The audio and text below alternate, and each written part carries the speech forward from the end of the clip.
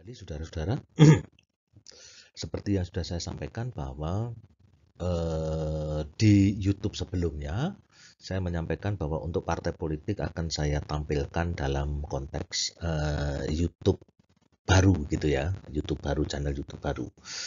Karena apa? Karena bicara tentang partai politik memang tidak bisa pendek gitu ya durasinya. Oleh sebab itu supaya lebih leluasa, maka saya bedakan, saya masukkan di satu YouTube tersendiri. Baiklah saudara-saudara, langsung saja supaya tidak terlalu memakan waktu lama. Saudara-saudara menyimak ini karena bagi yang mengikuti kuliah saya hukum tata negara, maka ada kewajiban untuk mencatat dan mengumpulkan kembali catatan tersebut sebagai bentuk pertanggungjawaban saudara-saudara untuk ketika mengikuti kuliah online ini gitu ya, dan dipergunakan sebagai bahan untuk untuk memahami bagaimana seluruh proses perkuliahan ini, termasuk bahan-bahan yang akan dipergunakan sebagai bahan ujian nantinya gitu. Baik, saya akan menyampaikan topik yakni partai politik sebagai unsur utama infrastruktur politik dalam sistem ketatanegaraan yang demokratis. Saya mengatakan unsur utama karena apa? Karena pertama, partai politik itu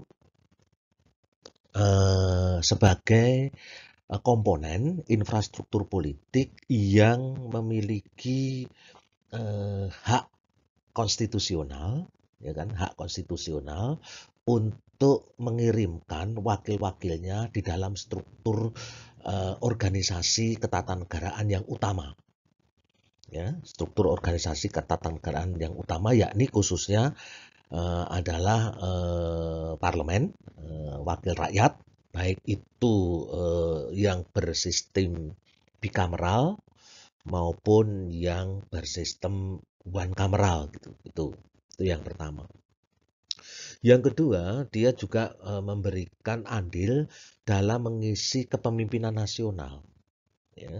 Entah itu melalui mekanisme atau dikenal di dalam sistem presidensial dengan pemilihan secara langsung presiden, ataupun dengan cara di parlementer melalui mekanisme bertingkat gitu ya. Itu. Kemudian kadangkala juga partai politik ini dalam konteks koalisinya itu juga dipergunakan untuk menyusun organ-organ atau personil-personil yang masuk di dalam jajaran kabinet, ya. Kecuali kalau memang kabinetnya itu modelnya adalah Zaken kabinet, yakni kabinet yang disusun berdasarkan pilihan-pilihan orang-orang profesional. Ya, tetapi rata-rata di dalam konteks presidensial atau parlementer itu kabinet para menteri itu biasanya diambil dari apa koalisi partai yang kemudian memenangkan kontestasi dalam pemilihan umum.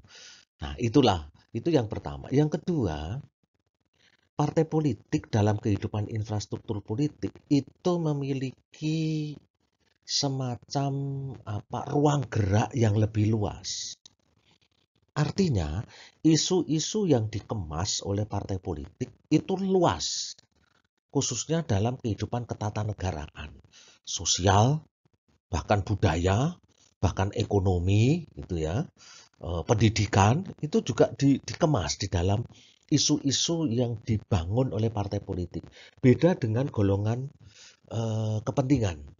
Kalau golongan kepentingan itu rata-rata isu-isunya itu tidak lain itu isu-isu yang parsial gitu ya, bidang-bidang tertentu. Apalagi kelompok penekan gitu ya, pressure group.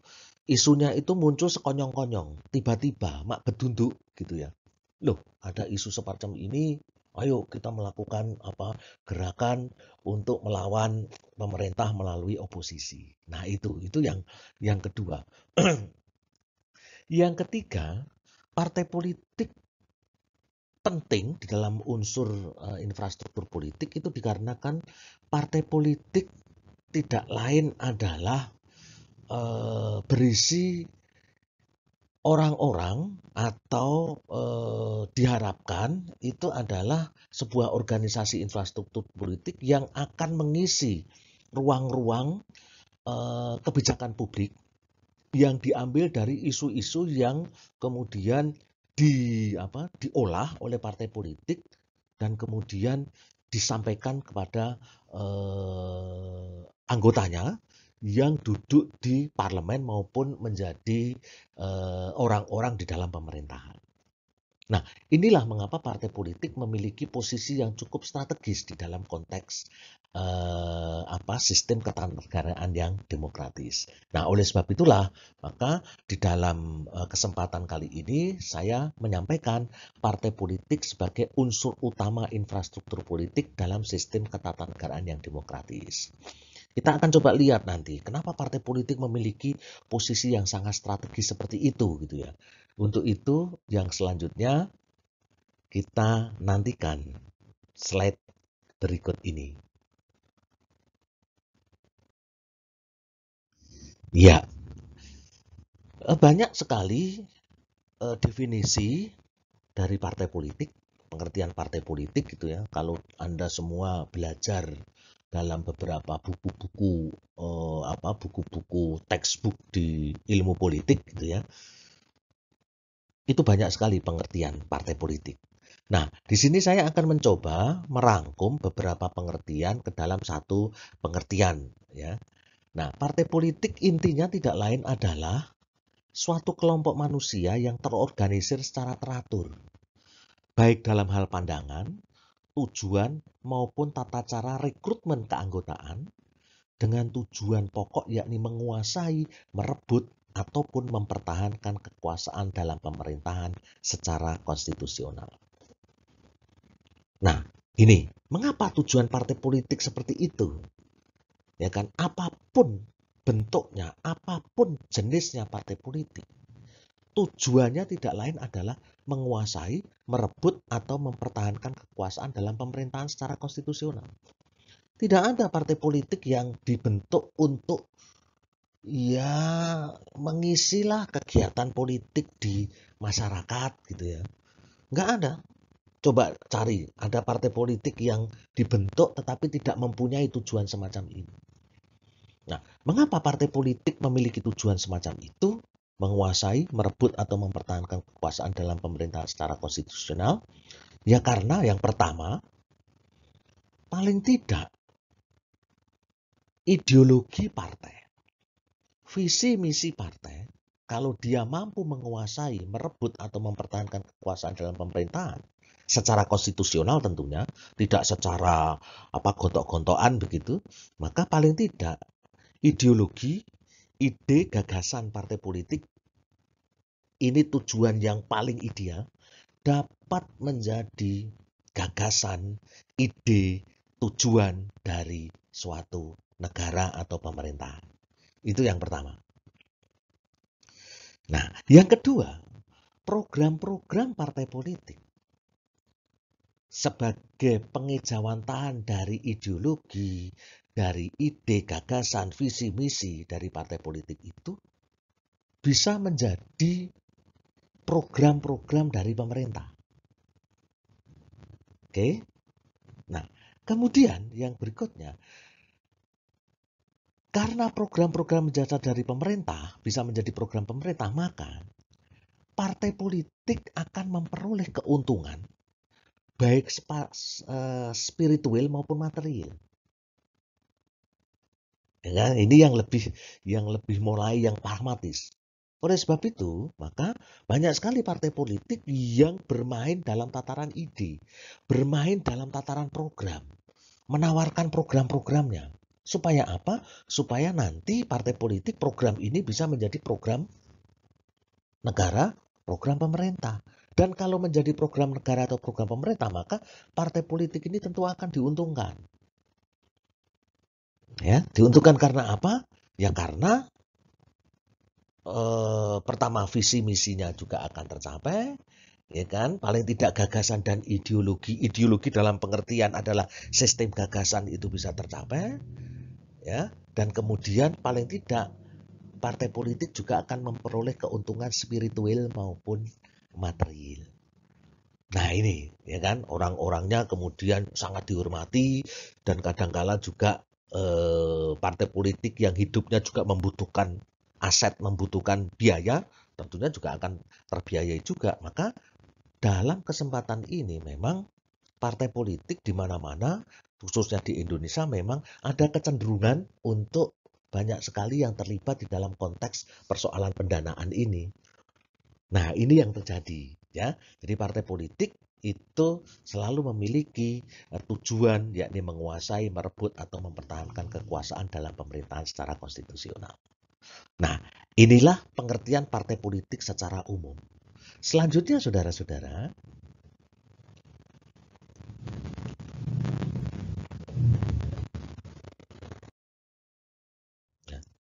tadi kita membahas mengenai partai politik pengertiannya secara umum. Ya. Jadi tujuannya jelas, menguasai, mempertahankan atau merebut kekuasaan. Ya kan? Mungkin ada yang nggak sependapat dengan apa yang saya kemukakan, tapi tolong tunjukkan. Ada nggak partai politik yang tidak memiliki tujuan seperti itu? Ya. Karena apa? Karena di dalam konteks kehidupan negara memang selalu ada percaturan politik, percaturan kepentingan. Nah, percaturan kepentingan ini harus di-manage, harus dilembagakan secara konstitusional. Tidak seperti zaman dulu, perebutan kekuasaan dengan mempergunakan perang, gitu kan.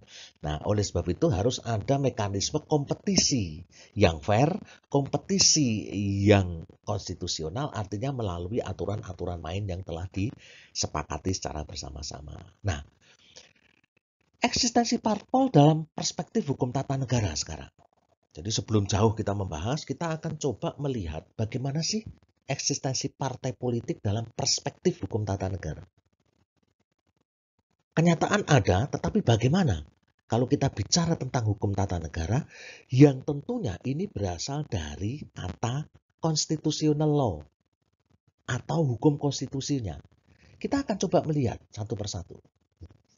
Di dalam perspektif HTN, keberadaan parpol itu tidak dikaji secara spesifik dan mendalam. Karena HTN itu mempelajari struktur atau anatomi organisasi kekuasaan yang disebut negara. Sedangkan partai politik merupakan bagian dari infrastruktur politik yang bukan masuk kategori organ negara. HTN itu intinya mempelajari suprastruktur politik. Ya, tapi untuk masuk ke suprastruktur politik memang harus ada infrastruktur politik. Nah, infrastruktur politik inilah yang kemudian dipelajari di dalam konteks ilmu politik. Ya, jadi itu. Makanya dalam perspektif HTN, persoalan hukum, persoalan partai politik selalu dikemas di dalam konteks normatif yuridisnya. Ya kan, normatif yuridisnya. Membahas tentang perpecahan partai politik mesti dilihat dari aspek normatif yuridisnya. Tetapi kenapa suatu partai politik tiba-tiba pecah?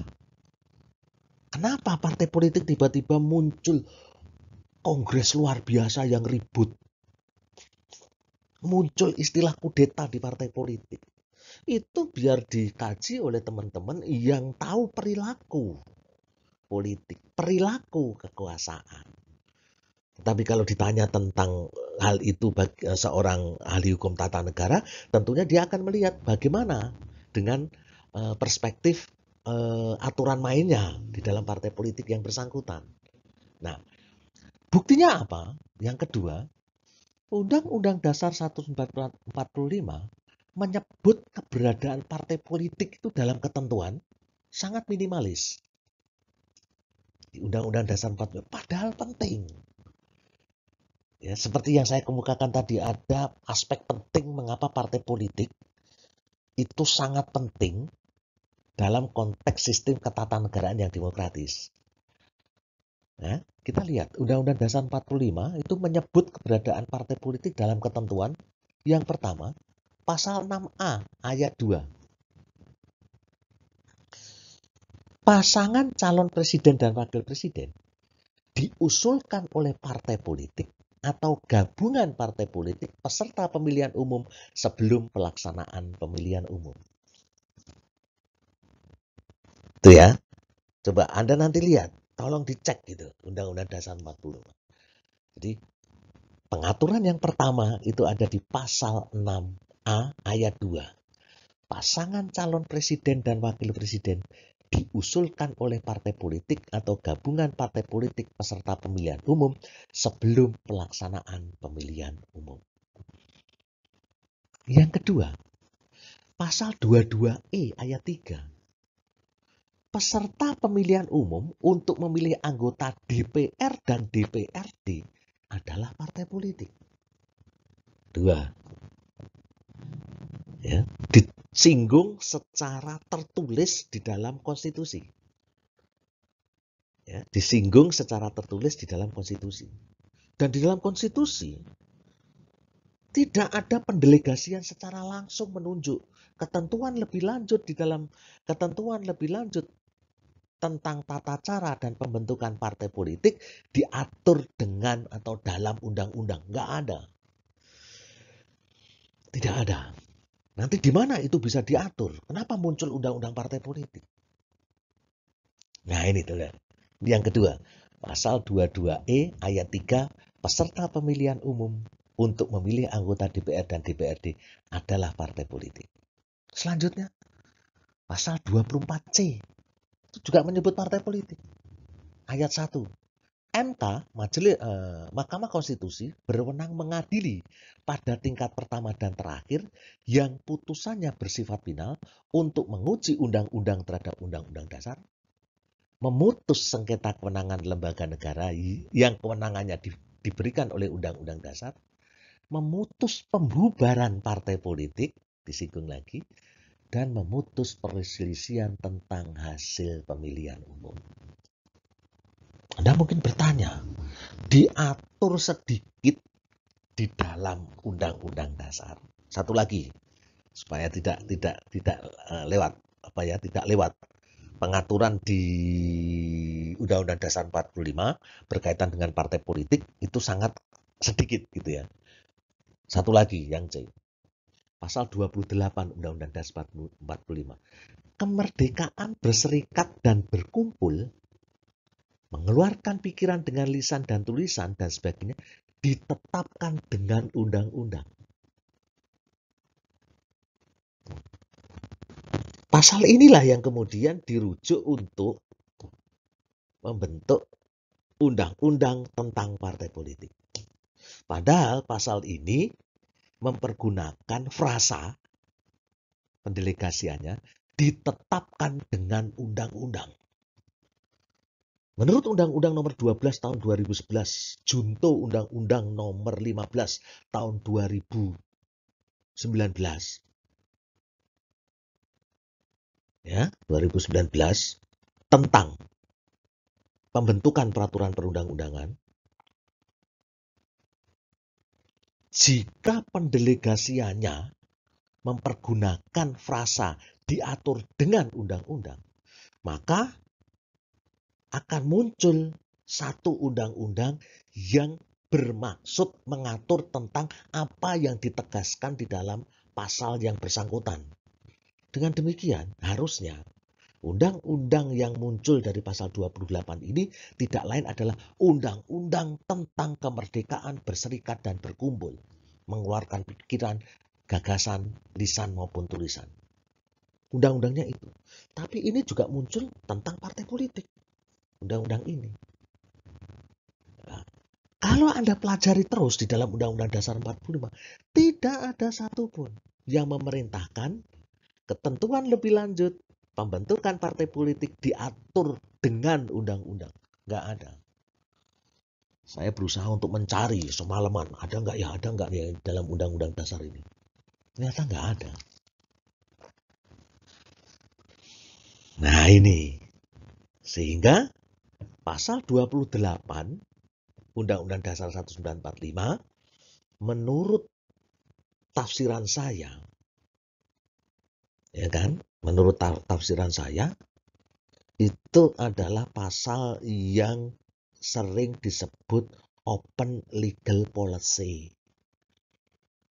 Ya, kebijakan hukum yang terbuka, kemerdekaan bersikap dan berkumpul, mengeluarkan pikiran dengan lisan dan tulisan dan sebagainya, ditetapkan dengan undang-undang, maka munculnya bisa undang-undang partai politik, undang-undang tentang kemerdekaan berserikat dan berkumpul, undang-undang tentang mengeluarkan pendapat di muka umum yang sudah ada itu, yang sering dipakai untuk pengaturan mengenai demonstrasi dan seterusnya. Nah ini, kalau kita lihat, maka ada 1, 2, 3, 4 ketentuan dalam Undang-Undang Dasar 45 yang mengatur atau menyinggung baik secara tersurat maupun secara tersirat mengenai partai politik.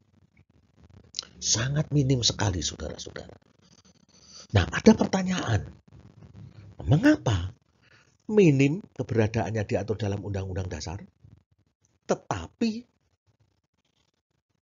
dalam konteks kewenangan MK untuk mengubah untuk membubarkan partai politik saja harus dengan melakukan pengadilan konstitusi lewat Mahkamah Konstitusi. Artinya apa? Artinya partai politik itu walaupun sedikit pengaturannya dalam Undang-Undang Dasar 45, tapi keberadaannya merupakan simbol paradigmatik dari sistem ketatanegaraan yang demokratis. Maka untuk mengusik sebuah partai politik atau suatu partai politik, tidak dengan seenaknya pemerintah bisa membubarkan. Maka dia harus ada peradilan konstitusi. Karena apa? Karena keberadaan partai politik itu amat sangat paradigmatik dalam sistem ketatanegaraan yang demokratis. Nah ini kenapa paradigmatik? Ya karena ini mekanisme keikutsertaan masyarakat di tingkat infrastruktur yang jelas-jelas bisa mensupport keberadaan kekuasaan. Ya kan? Keberadaan kekuasaan. Karena partai politik ini tidak lain adalah organisasi masyarakat yang memang arahnya kepada kekuasaan. Kekuasaan di dalam negara itu disupport, disumbang oleh partai-partai politik ini. Maka kalau kita melihat di dalam konteks sistem ketatanegaraan kita, ambil contoh saudara-saudara. Setiap rancangan undang-undang ya kan, dibahas secara bersama-sama, dibahas dan disetujui secara bersama-sama antara presiden dan DPR.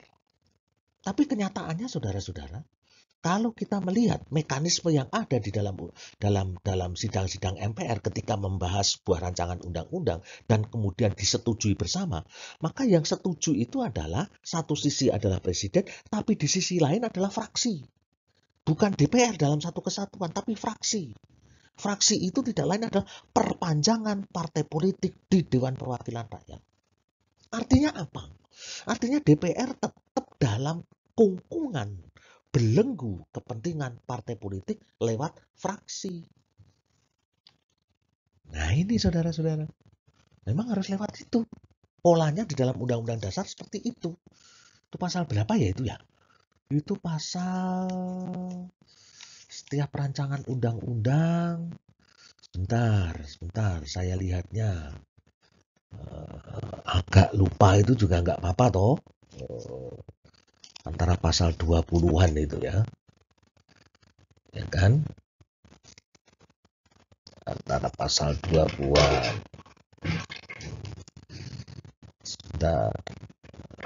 Nah ini pasal 20 ayat 2. Setiap rancangan undang-undang dibahas oleh DPR dan Presiden untuk mendapat persetujuan bersama. Artinya apa? Yang membahas itu satu lembaga, DPR dan Presiden. Tapi ketika diturunkan di undang-undang tentang MD3, undang-undang tentang MPR, DPR, DPD, dan DPRD, atau undang-undang tentang pembentukan peraturan perundang-undangan, siapa yang menyetujui secara bersama-sama? Presiden lewat nanti menteri yang ditugaskan dan fraksi. ya kan, fraksi. Sehingga apapun juga, kalau presiden tidak sepakat, fraksinya itu kemudian sepakat, ya tetap sepakat terhadap suatu rancangan undang-undang. Nah, ini yang terjadi dalam konteks pembentukan peraturan perundang-undangan. Artinya apa? Artinya partai politik tetap bermain di dalam konteks Dewan Perwakilan Rakyat lewat apa? Lewat fraksi. Dengan demikian, ketika ingin membubarkan partai politik, maka tidak serta-merta melalui mekanisme keputusan dari pemerintah. Harus ada due process of law melalui Mahkamah Konstitusi. Mengapa kok Mahkamah Konstitusi tidak Mahkamah Agung? Karena Mahkamah Konstitusi itulah mahkamah atau peradilan konstitusi, mengingat kedudukan partai politik itu walaupun sedikit, tetapi dia memiliki supporting terhadap pengisian lembaga negara utama, presiden, calon presiden dan wakil presiden, sekaligus juga calon anggota DPR dan DPRD. Dua sistem ini, dua lembaga ini, satu eksekutif dan legislatif, itu kan lembaga utama, termasuk lembaga utama dalam penyelenggaraan sistem ketatanegaraan. Kendati tetap ada lembaga judikatif, judikatif itu tidak lain adalah lembaga peradilan, itu pun kalau ada sesuatu yang sangat urgen untuk dilakukan peradilan. Tapi kalau di dalam konteks kenormalan sistem ketatanegaraan, maka dua lembaga ini, eksekutif dan legislatif inilah yang memiliki peran dalam mekanisme jalannya aktivitas penyelenggaraan negara. Nah, ini saudara-saudara, maka kita juga bisa melihat bahwa tanpa ada partai politik, ya kategori demokratis atau enggak, jelas enggak demokratis. Tergantung sekarang bagaimana partai politiknya itu terbentuk. Apakah dibentuk berdasarkan pada inisiatif rakyat, ataukah dibentuk karena kekuatan sebuah rezim. Ya kan? Partai politiknya apakah multi partai sistem, ya kan? Atau two partai system atau one partai system, itu sangat tergantung dari bagaimana pilihan yang terjadi di dalam sistem ketatanegaraan masing-masing negara. Selanjutnya saudara-saudara,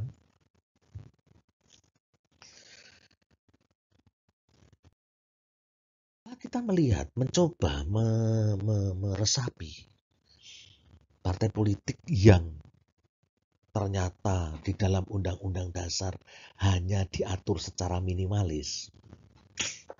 Bahkan munculnya undang-undang tentang partai politik pun didasarkan kepada satu ketentuan yang bersifat tafsir. Tafsir, harus tafsir. Saya harus mengatakan itu tafsir. Karena tidak ada Undang-Undang Dasar 45, pasal-pasal yang ada di dalam Undang-Undang Dasar 45 menegaskan ketentuan lebih lanjut mengenai partai politik diatur dengan undang-undang, tidak ada. Itu hanya di dalam pasal 28. Tadi yang saya kemukakan, kebebasan berserikat dan berkumpul mengutarakan pendapat, ya kan, ditetapkan dengan undang-undang. Hanya itu, ya kan. Terus kemudian ada berbagai macam hak asasi manusia, ya kan, dalam konteks hak asasi manusia dalam pasal 28 A sampai 28I itu ada di situ yang berkaitan dengan hak-hak politik, gitu ya.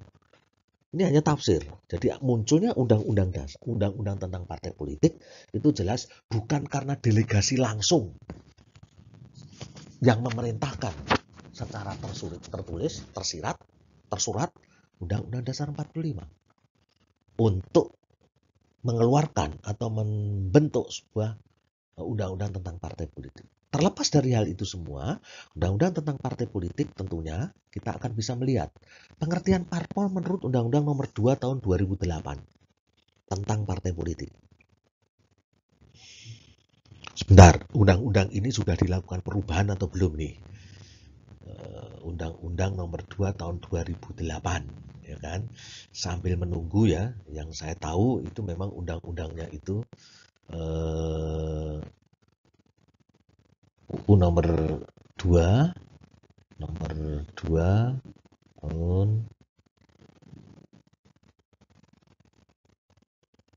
tahun 2008. Nah, ini Undang-Undang nomor 2, ya kan?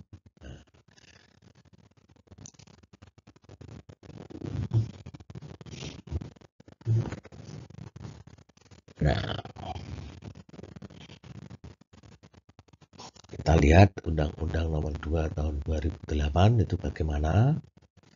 Nah, ini tentang partai politik ya, betul, Undang-Undang nomor 2 tahun 2008 tentang partai politik. Apakah undang-undang ini sudah dilakukan perubahan? Coba Undang-Undang nomor 2 tahun 2011. Coba kita lihatnya. 11.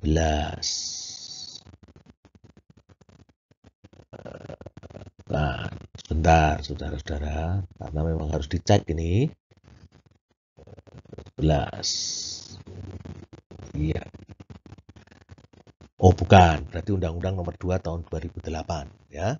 Nah, Undang-Undang nomor 2 tahun 2008 ini sudah saya stek nih. Enaknya kalau online itu kita pengen lihat sudah diubah atau belum, kita lihat aja Google gitu ya, Dread gitu ya. Nah, ini emang kecerdasan buatan itu seperti itu. Kecerdasan buatan itu dipergunakan untuk mencari ini, browsing, googling gitu ya. Nah, itu.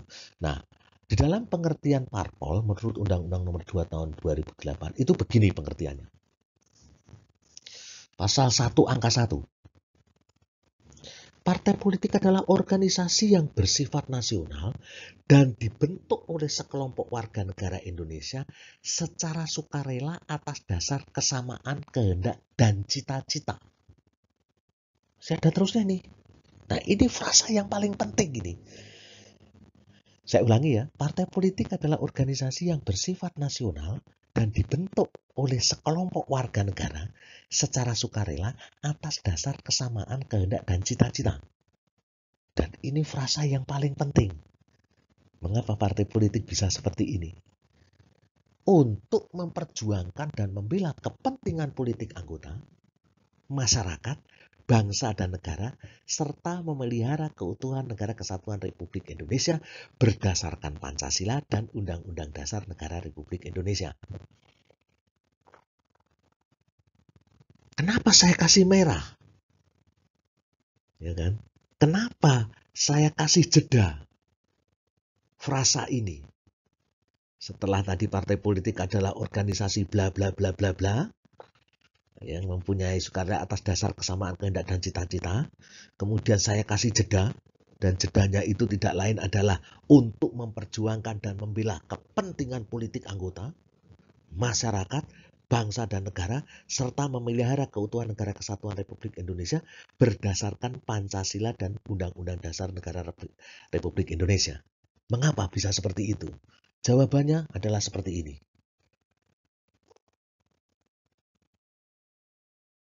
Nah, tadi sudah saya kasih jeda ya saudara-saudara. Ada jeda yang saya berikan di dalam konteks penafsiran ini. Ya kan?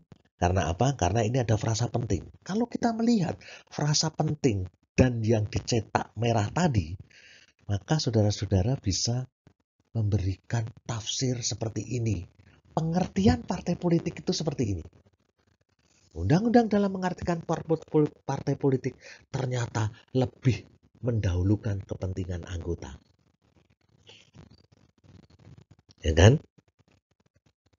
Lebih mendahulukan kepentingan anggota. Bukan kepentingan kesatuan Negara Republik Indonesia berdasarkan ini. Masyarakat dan seterusnya. Rumusan pengertian yang sangat eksklusif. Hanya mementingkan anggota. Dan tidak berpihak pada kepentingan masyarakat, bangsa, negara yang terlebih dahulu. Jadi kalau tujuan partai politik itu memenangkan, merebut, mempertahankan, itu ya karena kepentingan anggota. Kenapa? Secara normatif yuridis, ukuran pengertian partai politik dirumuskan demikian. Ya kan? Untuk memperjuangkan kepentingan anggota. Artinya, dia lebih mendahulukan kepentingan anggota. Ini tafsir letterlek loh ya. Nggak perlu dipakai hermeneutik tabula rasa macam-macam. Langsung aja. Rumusan pengertian yang sangat eksklusif, tertutup, hanya mementingkan anggota. Pertanyaannya, mau dikemanakan negeri ini jika rumusan pengertian parpol seperti ini? Apa tanggung jawab parpol terhadap kepentingan bangsa dan negara? Harusnya kan kepentingan bangsa dan negara itu didahulukan lebih dahulu, baru terakhir kepentingan anggota. Harusnya seperti itu. Tetapi, saudara-saudara tentu tahu siapa yang membentuk undang-undang partai politik? Ya lembaga politik, Dewan Perwakilan Rakyat bersama-sama dengan Presiden. Kan begitu. Dan Dewan Perwakilan Rakyat isinya siapa? Ya isinya fraksi. Fraksi itu siapa? Orang partai politik. Nah itu. Ya ini kenyataan yang terjadi. Mau dikemanakan negeri ini jika rumusan pengertian partai politik seperti ini? Maka kendati partai politik kadangkala sering memunculkan kegaduhan di dalam negara. Ya harus dimaklumi karena apa? Ya karena hanya mementingkan kepentingan anggota. Tapi penting keberadaan partai politik, maka perlu ada reformulasi ulang terhadap pengertian partai politik sebagaimana ditegaskan di dalam Undang-Undang Dasar, Undang-Undang tentang partai politik. Ingat, Undang-Undang tentang partai politik itu adalah legisprudennya partai politik. Teori hukumnya tentang partai politik. Kalau teori hukumnya seperti itu, maka kedepannya pelaksanaannya juga akan seperti itu. Hanya mementingkan kepentingan anggota. Tidak mengherankan jika dalam berkiprah di dunia perpolitikan Indonesia, parpol hanya berkutat pada persoalan diri sendiri dan anggota. Hanya itu aja yang jadi persoalan, ya kan? Kepentingan-kepentingan sendiri dan kepentingan-kepentingan anggota. Ini yang terjadi. Nah, kalau kita memang menghendaki negeri ini akan dibangun dengan demokrasi dan demokrasi ini mengarah kepada kesejahteraan umum masyarakat, maka tentunya paradigma legispruden partai politik yang tertuang di dalam Undang-Undang Nomor 2 Tahun 2008 ini harus diubah. Nah itu ya. Selanjutnya saudara-saudara,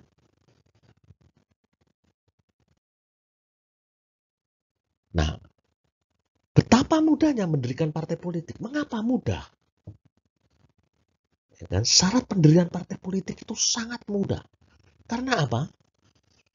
Ya, karena pembentukan partai politik menurut pasal 2 Undang-Undang Nomor 2 Tahun 2008 itu yang pertama dibentuk paling sedikit 50 orang warga negara yang telah berusia 21 tahun. Anak-anak muda sekarang ini bisa umur 21 tahun mendirikan 50 orang aja sudah cukup.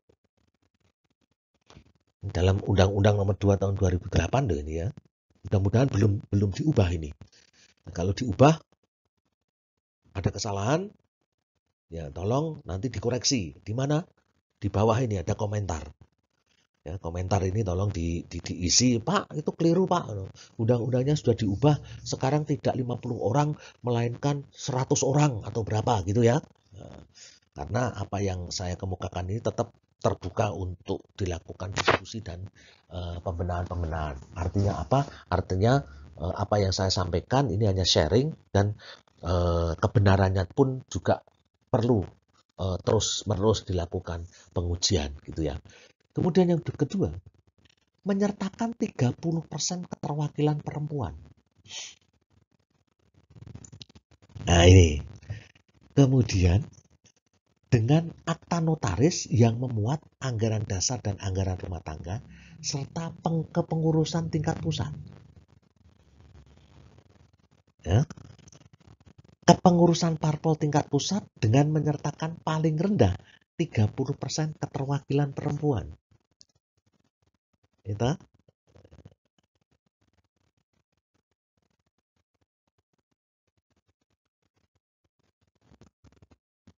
didaftarkan ke departemen untuk menjadi badan hukum.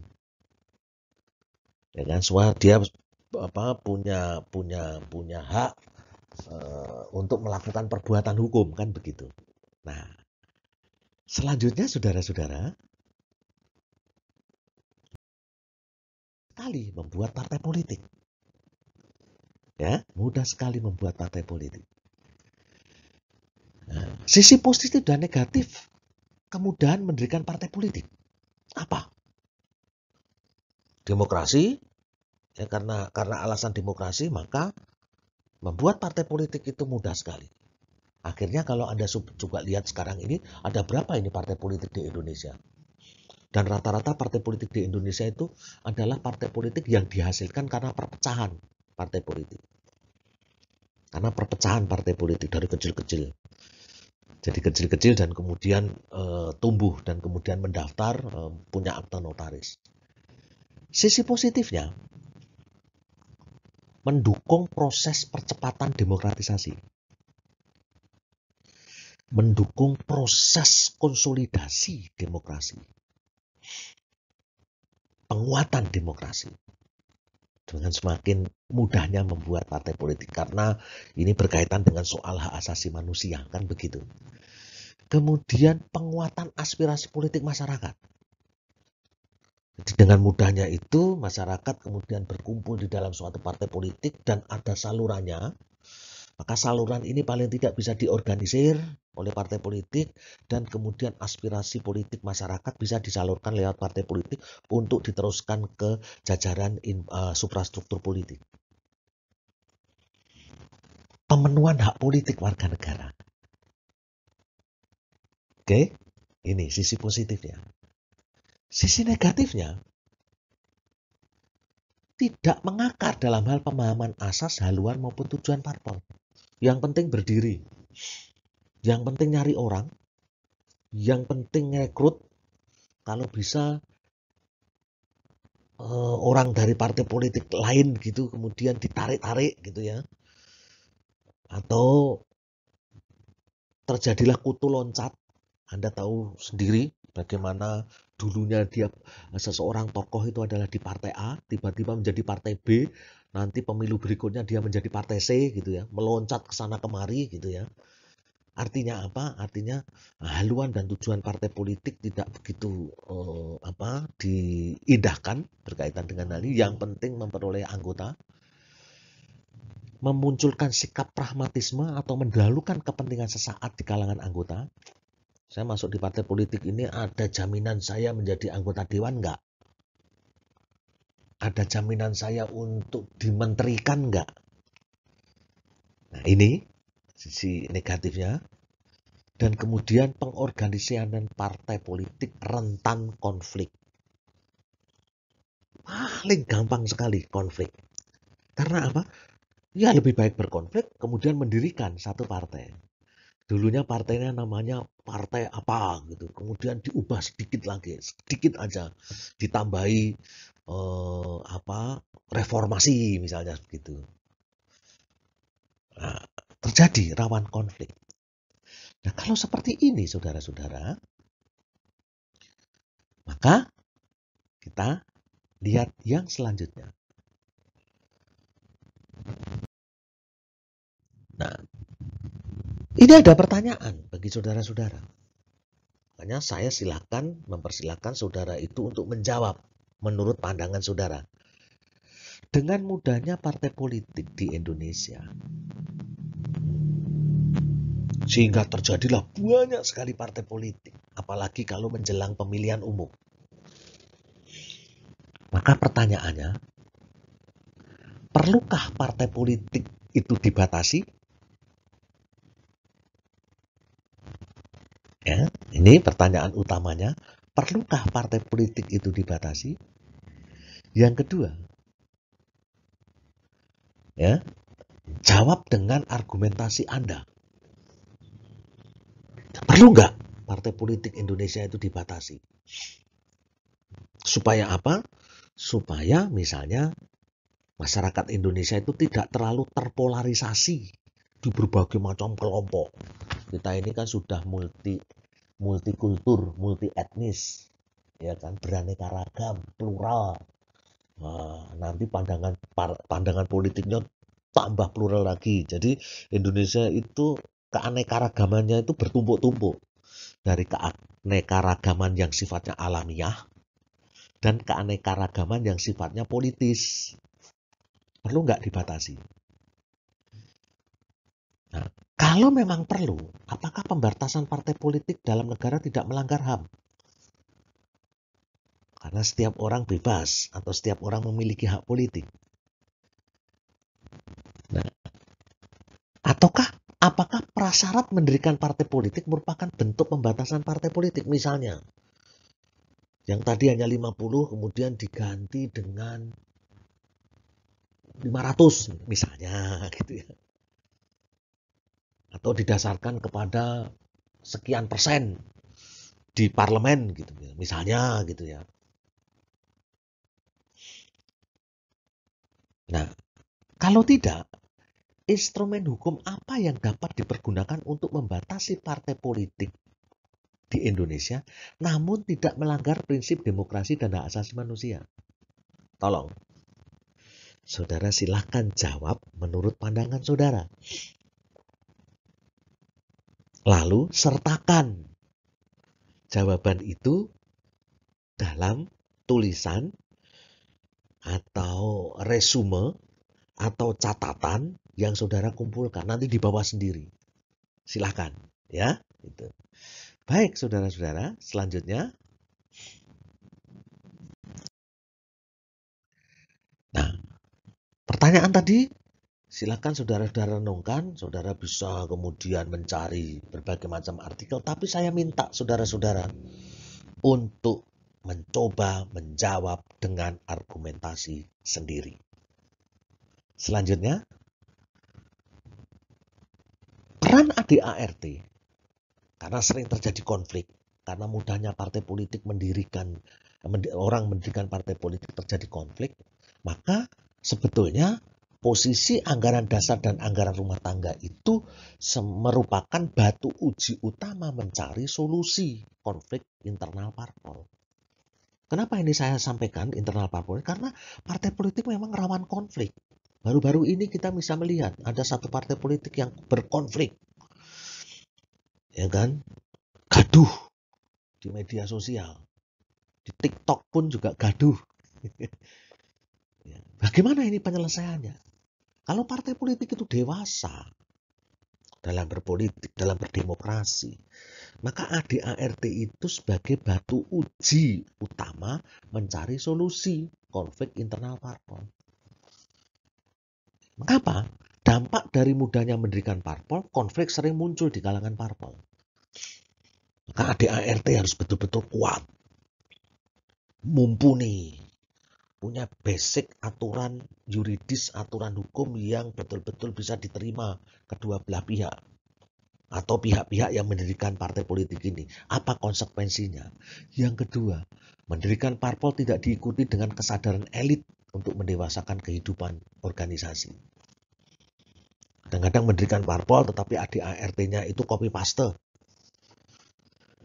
Ya kan? Ada banyak itu, ada anggaran dasar dan anggaran rumah tangga itu yang didasarkan pada copy paste. Ya kan? Harusnya anggaran dasar dan anggaran rumah tangga itu adalah turunan dari visi, misi, idealisme, ideologi sebuah partai. Nah, konflik di kalangan elit parpol pada umumnya terjadi karena perebutan kekuasaan di tubuh parpol. Dan parpol-parpol di Indonesia, khususnya yang dibangun berbasis keluarga, ini rawan konflik.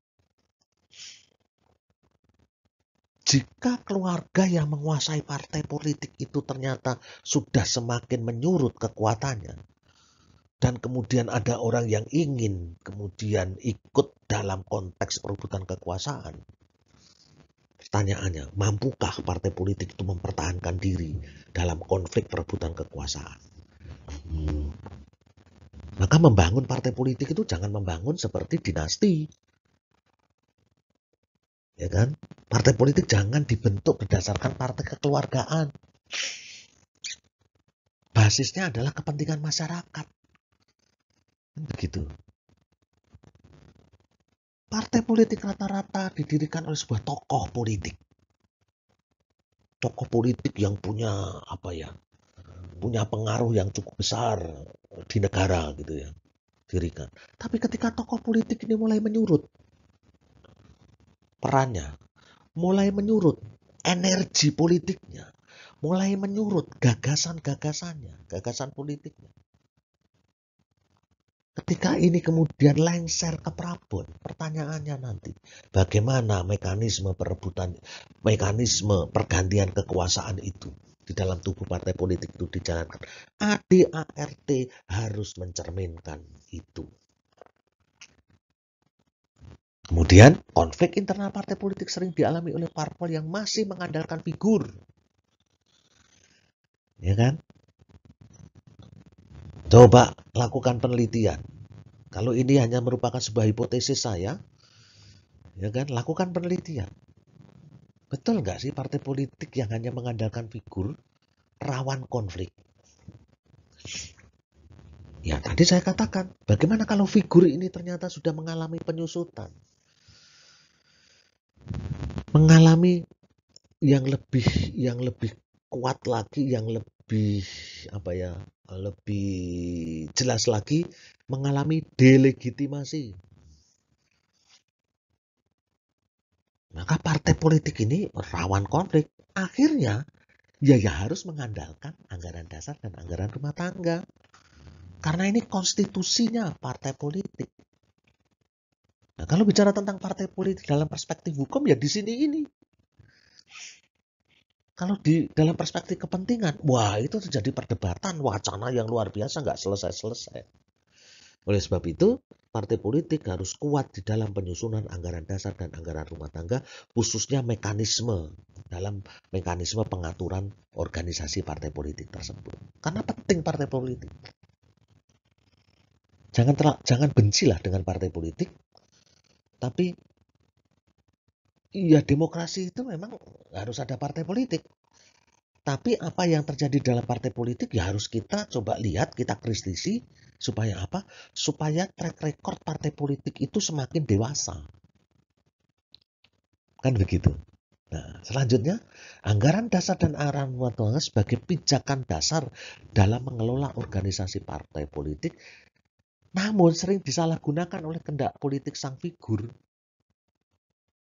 Kadang-kadang sering disalahgunakan. Maka harus ada ini sebuah institusi di partai politik itu yang betul-betul memiliki memiliki kekuatan untuk menerjemahkan, menafsirkan anggaran dasar dan anggaran rumah tangga. Bangsa kita kan masih paternalistik, butuh panutan gitu ya. Artinya memang harus ada itu figur yang betul-betul di luar kekuasaan itu yang kemudian mampu untuk menjelaskan mengenai apa yang diatur di dalam anggaran dasar dan anggaran rumah tangga, jangan sampai digunakan atau disalahgunakan dengan berbagai macam penafsiran-penafsiran. Disalahgunakan, bukan dikalahgunakan ya, sering dikalahkan atau ini dikalahkan itu maksud saya adalah disalahgunakan oleh politik sang figur karena apa?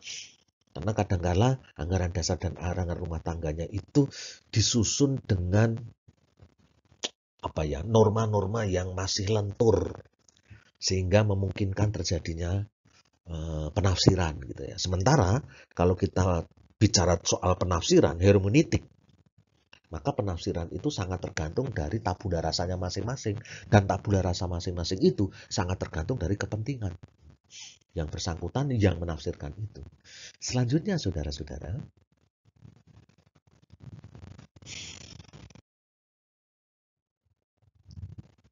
nah, rawan konflik, butuh anggaran dasar dan anggaran rumah tangga.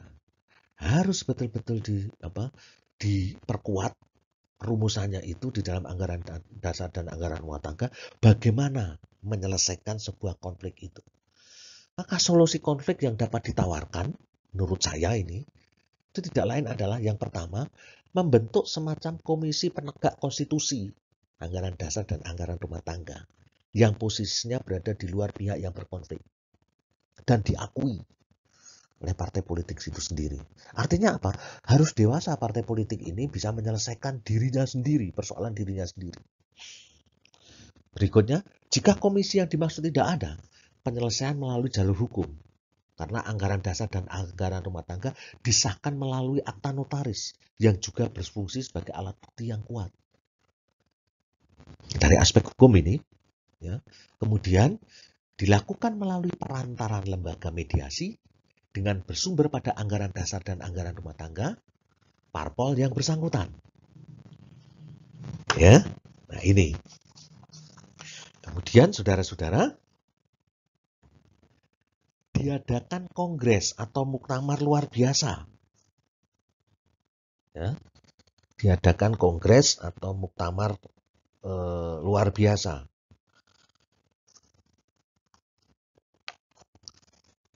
Selanjutnya, jika sudah sampai menjurus ke perpecahan parpol, ya kan? Jika sampai menjurus ke perpecahan parpol,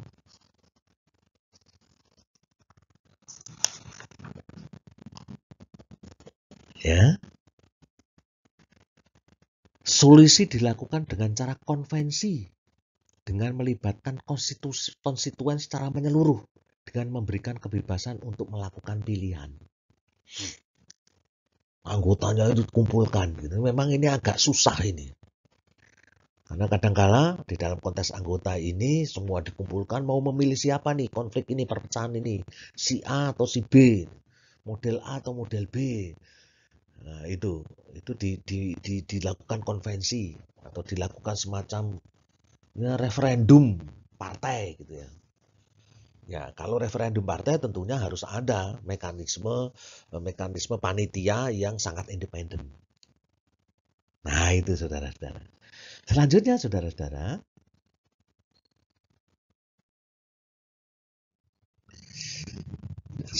tidak lain adalah rambu-rambu penyelesaian konflik menurut pasal 32 Undang-Undang Nomor 2 Tahun 2008 tentang partai politik itu seperti ini.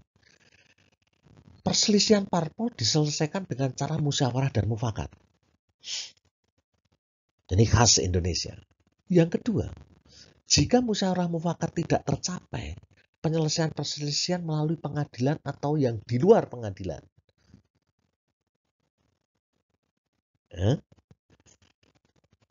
Lebih baik memang musyawarah mufakat. Itu tingkat yang paling soft dan tingkat yang paling win-win solution gitu ya.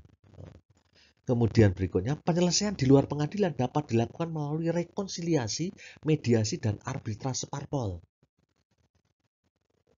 Ini harus dilakukan. Ada pilihan-pilihan itu, mau dipilih melalui apa. Kemudian, selanjutnya, nah, pasal 33 Undang-Undang Nomor 2 Tahun 2008, perkara parpol berkenaan dengan undang-undang ini diajukan melalui PN. Jadi melalui pengadilan negeri. Kemudian putusan pengadilan negeri adalah putusan tingkat pertama dan terakhir dan hanya dapat diajukan melalui kasasi Mahkamah Agung. Ini kalau belum diubah loh ya. Jadi putusan pertama dan terakhir. Ya. Kalau terjadi persoalan di satu tubuh partai politik dan kemudian partai politik itu kemudian mengalami konflik lewat putusan pengadilan, diserahkan pada putusan pengadilan, maka putusan pengadilan itu ya putusan pertama dan terakhir. Ya, selanjutnya bisa melalui kasasi Mahkamah Agung gitu ya. Kemudian perkara parpol diselesaikan oleh PN paling lama 60 hari sejak gugatan perkara terdaftar di kepanitraan dan oleh MA paling lama 30 hari sejak memori kasasi terdaftar di kepanitraan Mahkamah Agung. Nah, ini makanya yang berkonflik mohon ini diperhatikan pasal 33 Undang-Undang Nomor 2 Tahun 2008. Kemudian selanjutnya inilah penyelesaian konflik seperti itu ya saudara-saudara. Nah, bagaimana jika pemerintah melakukan intervensi, maka saya mengatakan itu ilegal. Intervensi pemerintah itu terhadap kehidupan kepartean. Biarkan partai politik itu menyelesaikan dirinya sendiri. Mengapa? Intervensi pemerintah terhadap kehidupan kepartean merupakan bentuk pelanggaran demokrasi dan hak politik warga negara. Jadi nggak perlulah ikut-ikutan gitu ya. Apalagi misalnya Menteri Hukum dan HAM ikut-ikutan mengenai hal ini. Kemudian berikutnya, pemberian legalitas atau verifikasi sebagai badan hukum oleh pemerintah, dalam hal ini Kementerian Hukum dan HAM, terhadap parpol yang berkonflik merupakan bentuk intervensi pemerintah yang sudah tidak zamannya lagi dilakukan. Misalnya, ada dua partai berkonflik, kemudian sama-sama mendaftarkan ketika mau menjelang pemilu begitu itu, kemudian disahkan. Ini kan menambah konflik nih. Harusnya Kementerian Hukum dan HAM minta supaya ini diselesaikan terlebih dahulu. Kecuali kalau yang berkonflik itu kemudian pecah menjadi satu partai tertentu dengan mempergunakan nomenklatur baru. Misalnya seperti itu. Pemerintah tidak perlu memberikan legalitas sebagai badan hukum sampai konflik yang terjadi dapat diselesaikan oleh parpol yang bersangkutan. Ini, kalau ada yang parpol konflik kemudian pendaftaran, ini kan konflik. Di media massa kan sudah terjadi. Maka silakan itu diselesaikan terlebih dahulu. Kecuali ya itu tadi yang saya mengatakan, konflik kemudian mendirikan satu partai tersendiri dengan nama yang baru sama sekali. Kemudian mendaftarkan sesuai dengan aturan untuk mendirikan partai politik. Ya, pendewasaan parpol akan terjadi dengan ditandai oleh kemampuan parpol dalam memanage konflik. Ini penting, saudara-saudara, teman-teman semua. Selanjutnya, saudara-saudara,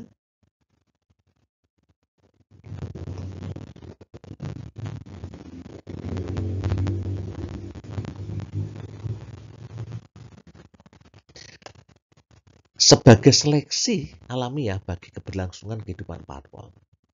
Jadi konflik dan memanage konflik itu tidak lain adalah seleksi alamiah bagi keberlangsungan parpol. Semakin parpol itu berkonflik, maka ada kecenderungan kalau masyarakat itu tercerdas, maka dia melihat ini nggak dewasa ini. Maka aspirasi politik saya tidak perlu saya sampaikan di sana, gitu ya. Akhirnya makin lama partai politik ini makin lama makin mengalami delegitimasi. Nah itu saudara-saudara. Selanjutnya saudara-saudara,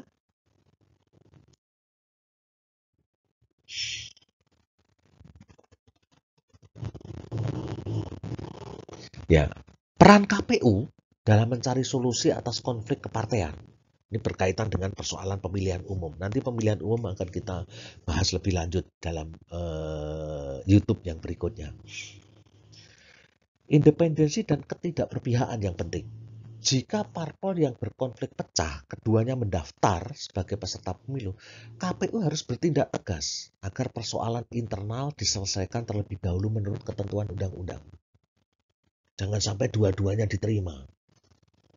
Ya kan? Jangan sampai. Kalau ini terjadi. Kemudian yang berikutnya, mengambil langkah yang efisien dan efektif berpijak pada kepastian hukum tentang posisi masing-masing pihak yang berkonflik. Keputusan peradilan yang memiliki kekuatan hukum tetap menjadi dasar putusan Komisi Pemilihan Umum. Kemudian, jika ada dua ADART dari partai yang sama sebagai akibat terjadinya perpecahan parpol, KPU harus berlandaskan pasal 8 Undang-Undang Nomor 2 Tahun 2008 yang menegaskan bahwa pengesahan perubahan ADART karena perselisihan parpol tidak dapat dilakukan oleh menteri. Ini yang harus dilakukan. Ada dua ADART. Maka lihat, kalau itu dua-duanya kemudian disahkan oleh menteri, ya KPU bilang aja, ini nggak benar ini karena melanggar undang-undang. Nah itu saudara-saudara. KPU menambah syarat dalam pendaftaran peserta pemilu, yakni persyaratan tentang pernyataan parpol bebas dari konflik. Ini penting. Nah itu saudara-saudara. Selanjutnya saudara-saudara,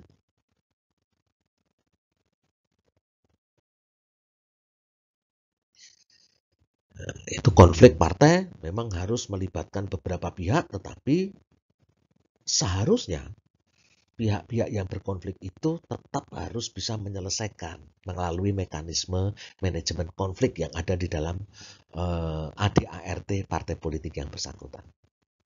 Nah, tujuan partai politik intinya adalah yang pertama, berpartisipasi dalam sektor pemerintahan, yakni mendudukan orang-orangnya menjadi pejabat pemerintah. Pejabat dalam arti pejabat politik, ya kan? Bukan pejabat yang didasarkan pada pejabat karir atau pejabat struktural, ASN atau apa, bukan. Tapi ini pejabat politik, gitu ya. Kemudian yang berikutnya melakukan pengawasan termasuk oposisi. Yang ketiga, berperan untuk memadukan tuntutan yang masih mentah, ya kan, tuntutan-tuntutan yang masih mentah kemudian dipadukan untuk diambil sebuah kesimpulan dan kemudian disampaikan kepada pihak suprastruktur politik. Pendidikan politik penting, ya, pendidikan politik itu terus-menerus harus dilakukan, gitu ya. Kemudian sosialisasi politik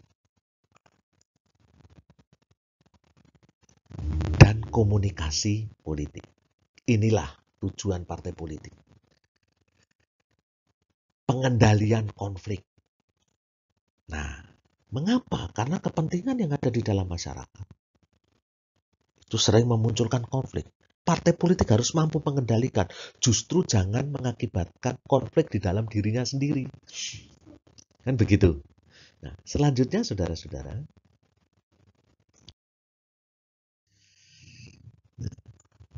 klasifikasi partai politik. Ya. Dari berbagai macam jenis klasifikasi partai politik, ini ada dua klasifikasi, saudara-saudara. Yang pertama itu ditinjau dari komposisi fungsi keanggotaan. Jadi partai politik yang ditinjau dari komposisi keanggotaan. Yang pertama partai massa. Partai massa itu tidak lain adalah partai politik yang ditinjau dari komposisi dan fungsi keanggotaan, ya, yakni yang lebih mengutamakan kekuatan berdasarkan keunggulan jumlah anggota. Ini partai massa. Jadi suatu partai politik yang lebih mengutamakan kekuatannya berdasarkan keunggulan jumlah anggota.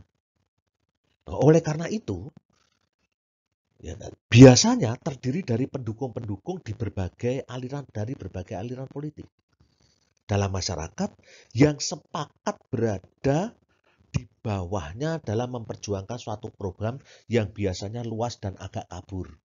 Ini partai massa. Ini dari aspek keanggotaan partai massa. Intinya lebih mengutamakan keunggulan jumlah anggota. Kemudian berikutnya, partai kader. Yaitu suatu partai politik yang lebih mementingkan keketatan organisasi dan disiplin kerja dari anggota-anggotanya. Pemimpin partai biasanya menjaga kemurnian doktrin partai yang dianut dengan jalan mengadakan saringan calon-calon anggota yang ketat. Ini partai kader. Nah, ini ditinjau dari aspek keanggotaannya. Selanjutnya ditinjau dari aspek orientasinya. Itu yang pertama adalah partai lindungan. Yakni suatu partai politik yang pada umumnya memiliki organisasi nasional yang kendor. Meskipun organisasi di tingkat lokal kadangkala cukup ketat. Disiplin yang lemah dan biasanya tidak terlalu mementingkan pemungutan iuran secara teratur. Tujuan utama dari partai politik jenis ini adalah memenangkan pemilihan umum untuk anggotanya yang dicalonkan. Oleh sebab itu, partai politik semacam ini, saudara-saudara, hanya giat melaksanakan aktivitasnya menjelang pemilu. Ini partai lindungan. Selanjutnya yang berikutnya adalah partai, mohon maaf itu ketutupan saya. Partai ideologi.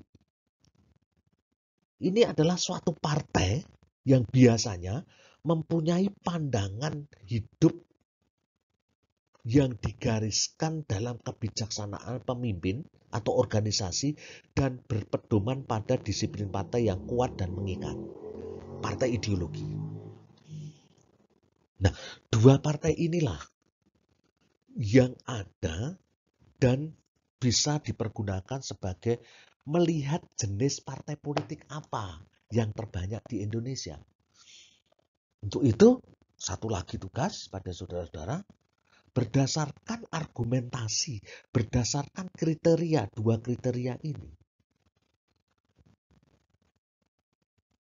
tolong lebih banyak partai dalam kategori yang bagaimanakah yang berada di Indonesia saat ini. Nah, itu saudara-saudara. Demikian selanjutnya saudara-saudara.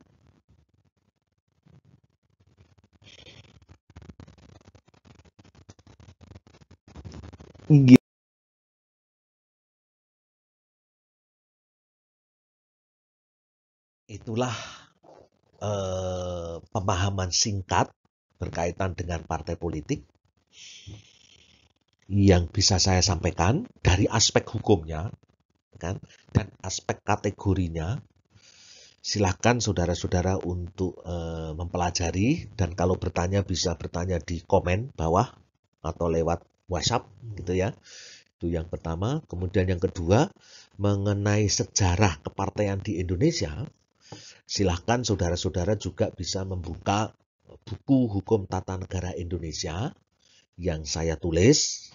Ini buku ini, ya kan? Silahkan nanti Anda bisa baca di sana. Tidak mungkin saya sampaikan di sini karena waktunya tidak mencukupi. Demikianlah saudara-saudara yang bisa saya sampaikan. Sekian dan terima kasih. Sampai jumpa kuliah yang akan datang. Salam sehat selalu dan tetap jaga Indonesia dalam persatuan, kesatuan di bawah merah putih. Merdeka, salam sehat selalu, dan tetap jaga protokol kesehatan. Sampai jumpa.